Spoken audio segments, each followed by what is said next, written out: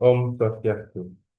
Assalamualaikum warahmatullahi wabarakatuh. Salam nama budaya, salam kebajikan, salam sejahtera bagi kita semua. Salam harmoni. Pada kesempatan ini saya akan menjelaskan analisis data menggunakan metode analisis regresi linear berganda dengan bantuan IBM SPSS versi 25. Nah, di sini saya sudah mempunyai data primer yang terdiri dari dua variabel bebas, kemudian satu variabel terikat.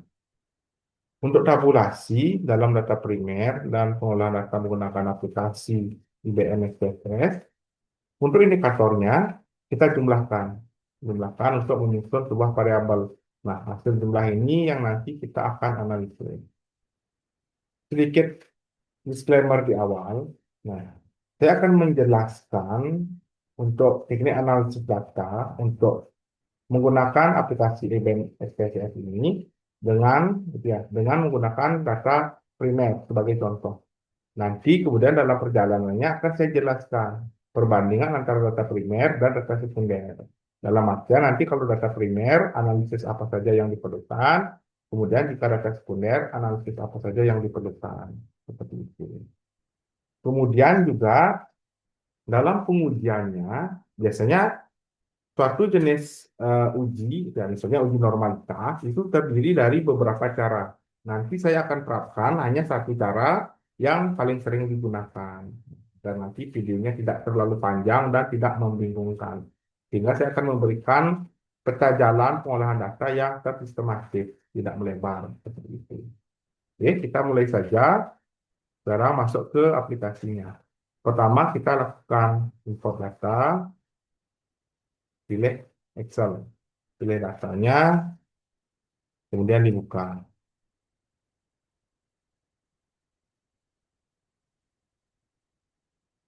Nah, setelah ini, kita pilih OK.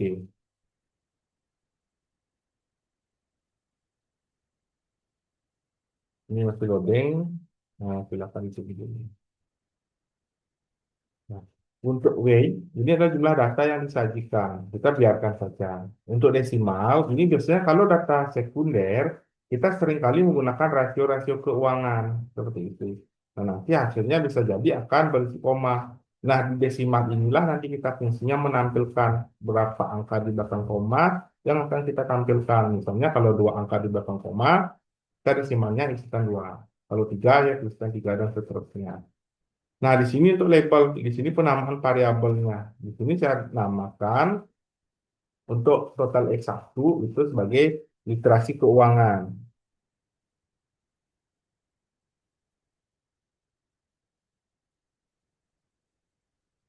Nah, di sini X1 di enter, kemudian yang kedua adalah perilaku keuangan.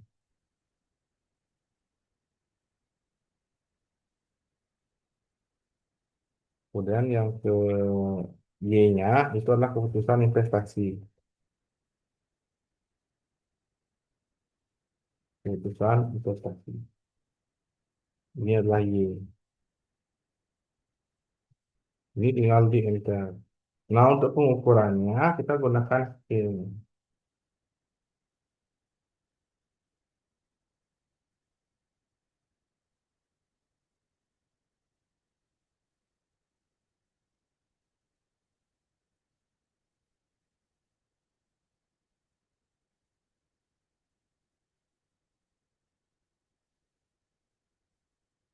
Nah, sudah. Setelah itu, kita langsung ke datanya terlebih dahulu. Nah, di sini kita pertama lakukan analisis statistik deskriptif. Nah, analisis statistik deskriptif ini biasanya kita gunakan untuk semua jenis data, baik itu data primer maupun data sekunder. Caranya, kita pilih analyze. Ya, mohon maaf, kita pilih analyze. Kemudian setelah itu deskriptif, pilih deskriptif. Gitu ya. Nah, di sini kita pilih variabelnya saja. Kalau mau dianalisis mulai indikatornya, dipersilahkan. Di sini saya contohkan variabelnya saja. Sudah, yang aktif. Inilah nanti akan kelihatan nilai minimumnya berapa untuk tiap variabel, kemudian nilai maksimumnya berapa, ratanya berapa, standar deviasinya berapa. Setelah itu, setelah analisis statistik deskriptif, kemudian untuk data primer, kita memerlukan uji instrumen yang terdiri dari uji validitas dan juga uji reliabilitas. Tapi jika kita menggunakan data sekunder, uji instrumen ini tidak diperlukan. Sekarang kita lakukan uji instrumen terlebih dahulu. Analyze, ya ini untuk uji validitas dulu. Ya, analyze, kemudian correlate, divariate. Nah, itu. Kita ambil dari indikator sama variabelnya untuk X1 terlebih dahulu. Pindahkan, ini semua ditentang sudah, tinggal pilih. Nah, di sini ada beberapa cara sebenarnya yang digunakan. Bisa menggunakan person correlation-nya, bisa menggunakan lensing-nya. Nah, di sini saya contohkan satu saja. Kita menggunakan lensing-nya. Kita lihat nilai signya yang paling bawah ini ya untuk indikator X1.1, X1.2, dan X1.3. Ini signya semuanya bernilai 0,000 yang berada di bawah 0,05 sehingga dapat dinyatakan bahwa instrumen yang kita gunakan dalam penelitian ini itu sudah valid. Itu ini untuk variabel X1. Nanti untuk variabel X2 dan X3 bisa dilanjutkan. Nanti untuk S2 misalnya langsung correlate, divariate, ini reset saja, ini dari X2.1 sampai X2.4 sampai ke variabelnya. Tambahkan lagi. Nah, ini lihat signya semua di bawah 0,25. Sehingga instrumen pengukuran X2 itu sudah valid. Sekarang kita lanjutkan ke uji reliabilitas. Caranya analyze, skill, reliability. Nah, di sini bedanya kita hanya mengambil untuk indikatornya saja. Langsung oke. Nah, kita pakai konsep alfanya ini. Nah, data lolos uji reliabilitas jika nilainya harus di atas 0,7. Nah, ini sudah di atas 0,7 kan, 0,904 sehingga eh, instrumen yang digunakan sudah menghasilkan hasil yang reliable. Untuk variabel X2 juga sama. Reset dulu, ambil indikatornya saja. Pindahkan dan indikator, nilainya ini 0,888 di atas 0,7 sehingga instrumen variabel untuk X2 itu sudah menghasilkan ukuran yang variabel. Nah, setelah itu, setelah uji instrumen, kita lanjutkan dengan uji asumsi klasik. Nah, uji asumsi klasik untuk data primer itu terdiri dari tiga bagian, yaitu uji normalitas, uji multikoliniaritas, dan uji heteroskedastisitas. Nah, untuk data sekunder nanti ada tambahan lagi satu namanya uji autokorelasi. Nah, sekarang akan saya tunjukkan semuanya dengan menggunakan contoh data primer ini. Gitu ya. Sekarang kita lakukan dulu untuk pengujian tiga yang utama, yang khusus untuk data primer. Yang pertama adalah uji normalitas. Nah, di sini konfirmasi disclaimer yang sudah saya berikan di awal. Itu. Saya akan menggunakan atau menunjukkan satu cara yang paling sering digunakan. Misalnya, dalam uji normalitas, itu ada yang namanya metode Kolmogorov-Smirnov, ada juga PP-plot, dan lain sebagainya. Nah, biasanya yang paling sering digunakan itu adalah Kolmogorov-Smirnov. Memang Kolmogorov-Smirnov ini peruntukannya adalah untuk sampel yang berjumlah 50 ke atas. Nah, kita di sini menggunakan data 50 sampel. Sehingga kita gunakan Kolmogorov-Smirnov. Caranya bagaimana? Mari kita lihat. Yang pertama kita analyze dulu, kemudian regression, linear, masukkan variabel Y-nya ke atas, ya ke dependent, X-nya ke bawah, ke independen.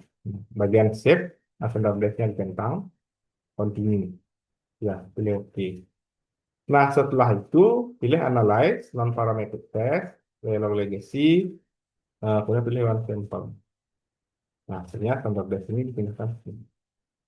Tinggal pilih OK. Interpretasinya adalah nilai C ini harus di atas 0,05 agar data berdistribusi normal. Nah, nilai ini kan sudah di atas 0,05, sehingga penelitian ini sudah lolos uji normalitas. Datanya sudah berdistribusi secara normal. Seperti itu. Setelah itu, biar satu jalan, kita lakukan uji heteroskedastisitas. Nah, heteroskedastisitas juga ada banyak cara sebenarnya. Ya, ada yang menggunakan uji Gleiser, ada yang menggunakan grafik scatter plot dan lain sebagainya. Nah, di sini kita gunakan uji Gleiser. Caranya bagaimana? Nah, tadi kita sudah mengeluarkan itu ya nilai residualnya. Sekarang kita buat nilai absolutnya. Transform dulu convert variable. Nah, setelah itu baru kita tuliskan ABS range. ABS underscore range absolute residual seperti itu. Kemudian di sini klik dulu di bagian number ya, pilih all. Setelah itu pilih ABS. Tadi yang ini kita pindahkan. Langsung oke. Itu dulu. Nah, setelah itu kita regresikan lagi. Regression linear. Seperti itu ya. Nah, tadi kita di save sudah membuat standar base. Kita hilangkan dulu. Oke, kita kembalikan. Ini putusan prestasi kita ubah dengan absolute residual. Pilih oke. Nah, sudah kita lihat di bagian koefisien di bagian bawah ini. Nah, syaratnya adalah nilai sigma ya, dengan dependent variable absolute residual harus di atas 0,25. Di sini semua sudah di atas 0,25. Sehingga tidak terjadi gejala heteroskedasitas dalam model penelitian ini. Sehingga sudah lolos. Tadi normalitas sudah, heteroskedasitas sudah, sekarang multikolinearitas. Caranya itu adalah kita pilih di regression. Ya, analyze regression. Setelah itu ada pencentangan lagi dua. Kita coba analyze regression linear. Kita kembalikan dulu. Kembalikan. Nah, kita kembalikan variabel khusus representasi Y-nya. Seperti itu. Nah, kemudian kita pilih di bagian statistik. Nah, covariance metric, collinearity, diagnostik. Continue. Kemudian kita OK-kan. Nah, sekarang kita lihat. Nah, kita lihat di sini nilai tolerance dan VIF-nya. Seperti itu. Nilai tolerance harus di bawah 1. Ya, harus sorry, mohon maaf, nilai tolerance harus di atas 0,1, nilai VIF harus di bawah 10. Itu. Nah, di sini bisa kita lihat variabelnya, gitu ya. Semua variabel bebas itu memiliki nilai tolerance itu di atas 0,1 dan juga VIF itu di bawah 10 sehingga tidak terjadi gejala multikolinearitas. Nah, multikolinearitas itu maksudnya adalah hubungan atau korelasi di antara variabel bebas. Nah, penelitian yang baik itu adalah penelitian yang variabel bebasnya itu tidak berkorelasi satu sama lainnya. Ini sudah lolos ya karena tolerance itu sudah di atas 0,1 dan VIF itu sudah di bawah 10. Jadi sudah lolos. Nah, untuk data primer, uji asumsi klasik sudah selesai. Seperti itu. Selesai. Untuk data primer, uji hipotesis sekarang bisa dilakukan. Kita lakukan analisis regresi linear berganda. Tapi saya akan tunjukkan dulu. Ya, jika kita menggunakan data sekunder, ada satu tambahan lagi untuk uji asumsi klasiknya, yaitu uji autokorelasi. Caranya, tinggal analyze, ya, regression, sebenarnya sama dengan yang tadi ya. Nah, tadi kita sudah memunculkan VIF dan lain sebagainya. Saya hilangkan dulu nanti. Biar nggak muncul lagi kan itu ya. Kemudian, baru sorry, di bagian gininya, statistiknya, ya, kita di Durbin Watson-nya tambahkan. Ya, di Durbin Watson kita centang. Karena ini namanya DW, Durbin Watson. Ya, dicentang, continue, kemudian kita tinggal OK-kan. Nah, kita lihat nilai Durbin Watson penelitian ini adalah 2,186. Simpan dulu. Gitu ya. Kita cari sekarang nilainya. Ya, ini nilai Durbin Watson. Kita cari nilai Durbin Watson tabelnya. Ini adalah nilai Durbin Watson tesnya. Nah, ada beberapa kriteria. Data itu dapat dikatakan lolos uji autokorelasi atau tidak terjadi autokorelasi. Kita lihat dulu. DU, D, dan juga 4 kurang DU. Seperti itu ya. Nah, hasil Durbin Watson kita adalah ini. Yang tadi. Ya. Nah, di mana kita bisa mencari Durbin Watson upper nilai ini? Kita pergi ke Durbin Watson tabel. Seperti itu. Nah, ini masih saya tunjukkan. Dalam mencari Durbin Watson tabel, itu ya, kita lihat dulu N-nya berapa. N ini adalah jumlah sampel penelitian kita. Penelitian kita menggunakan 50 data. Kemudian K-nya ini adalah jumlah variabel bebasnya. Kita menggunakan 2 variabel bebas. Tadi kita di antara di sini, di 2 ini kita ke bawah. Cari yang 50. Nah, ini 50, berarti kita di sini. Ini ya. Ini DU-nya. Benar, DU 50 ini. Seperti itu. Nah, sekarang baru kita hitung ya 16,283. Kita lihat di sini sekarang 16,283 DU-nya tulis 16,283. Kemudian 4 dikurang DU tulis di sini. 4 dikurang 16,283 itu adalah sebesar 23,717. Nah, ini sudah ada datanya DU-nya sebesar ini. Kemudian hasil statistik untuk Durbin Watson hitungnya kita di sini yang bold ini ya ditunjukkan dengan ini tadi. Ini ya 2186. 186. Kemudian 4 dikurang DU, 4 dikurang 16283 ini hasilnya. Nah, data itu tidak memiliki gejala autokorelasi atau tidak terjadi autokorelasi ketika nilai Reuben Watson yang kita peroleh itu lebih besar dari DU, lebih besar, sudah masuk, kemudian lebih kecil dari 4 dikurang DU. Lebih kecil dari 4 dikurang DU, sudah masuk kriteria. Sehingga tidak terjadi autokorelasi dalam penelitian ini. Nah, seperti itu jika kita menggunakan data sekunder. Nah, setelah itu, tadi uji instrumen sudah, uji asumsi klasik sudah, sekarang uji hipotesis. Masih sama, regression, ini ya linear, sebenarnya ini bisa kita pakai juga langsung sudah sebenarnya, yang ini.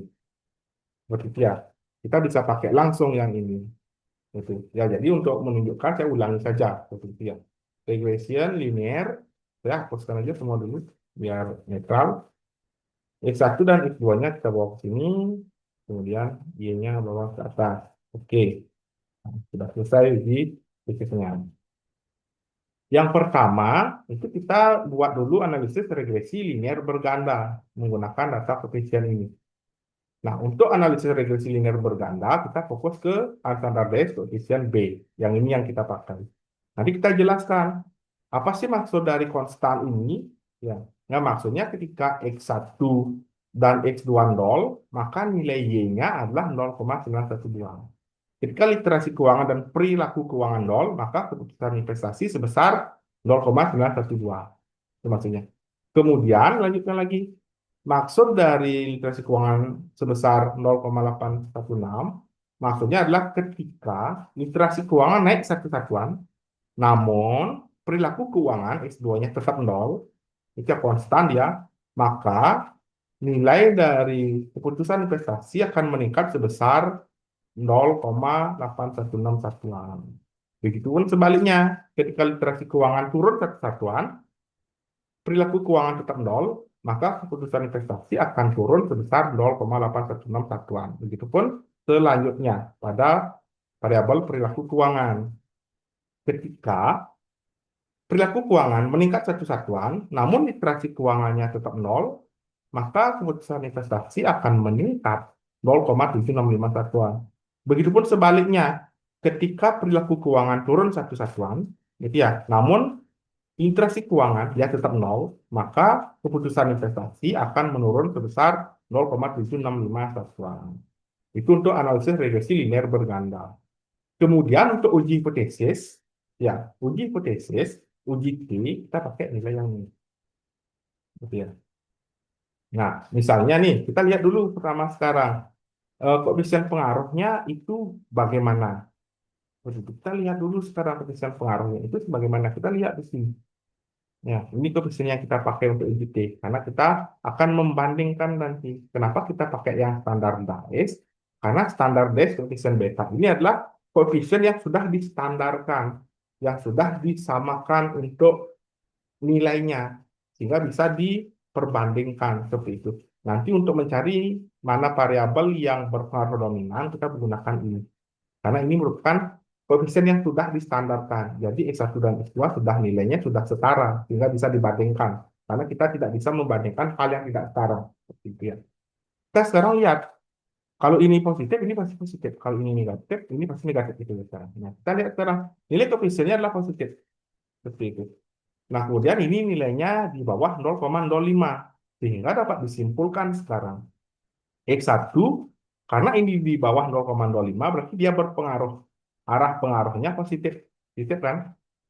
Nah, berarti X1 berpengaruh positif terhadap Y.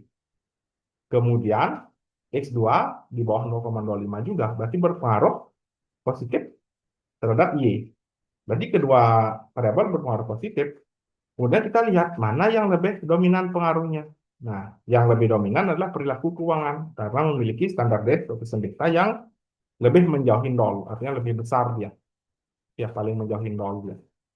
Seperti itu. Nah, sehingga hipotesis 1 dan 2, kalau dihipotesiskan positif, berarti keduanya sudah diterima.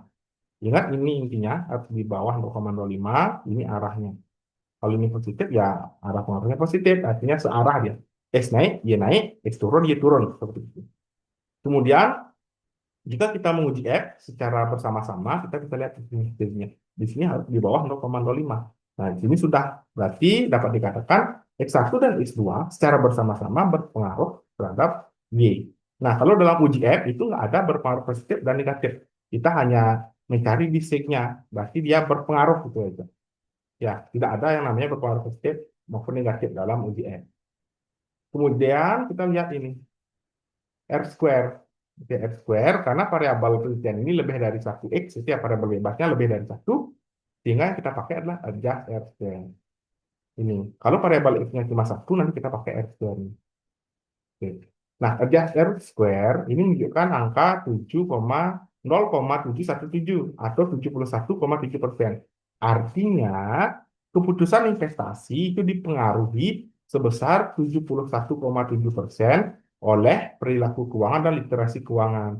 Sisanya berarti sebesar 28,3% itu dipengaruhi oleh variabel lain di luar penelitian ini. Nah, seperti itulah interpretasi dari analisis regresi linear berganda menggunakan aplikasi IBM SPSS. Saya sudah jelaskan tadi, untuk data primer itu memerlukan uji instrumen, yaitu uji validitas dan reliabilitas. Kalau kita menggunakan uji apa namanya data sekunder, itu tidak memerlukan uji instrumen. Kemudian uji asumsi klase untuk data primer terdiri dari 3 bagian, yaitu uji normalitas, heteroskedastisitas, dan multikoliniaritas. Untuk data sekunder ada tambahan lagi satu, yaitu uji autokorelasi. Nah, untuk analisis regresi linear berganda, untuk uji spesifiknya itu sama. Ya. Nah, mohon diingat nanti untuk standardized coefficient B-nya itu digunakan untuk penjelasan persamaan regresinya. Kemudian kalau membandingkan, mencari variabel yang berpengaruh dominan dan arah pengaruhnya, itu dipakai koefisien betanya yang standardized, artinya sudah terstandar. Setiap variabel sudah memiliki apa namanya standar yang sama sehingga bisa diperbandingkan. Nah, demikian penjelasan saya. Akhir kata saya ucapkan terima kasih. Saya tutup dengan para Santi. Om Santi Santi Santi Om. Wassalamualaikum warahmatullahi wabarakatuh. Salam nama budaya, salam kebajikan, salam sejahtera bagi kita semua. Salam harmoni.